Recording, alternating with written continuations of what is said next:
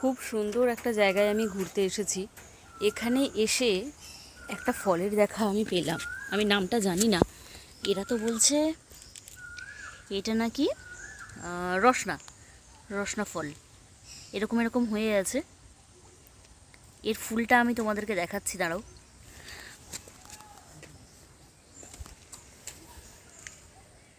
যা, ফুলটা যদিও শুকিয়ে গেছে, ফুলটা খানিকটা এই রকম।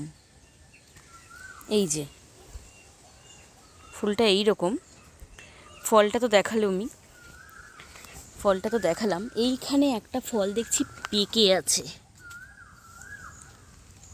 এই যে হলুদ হয়ে গেছে। বলছে এটা আর 2 দিন লাগবে পাকতে। ভেতরটা নাকি কোনো স্বাদ নেই, সেরকম কোনো স্বাদ নেই।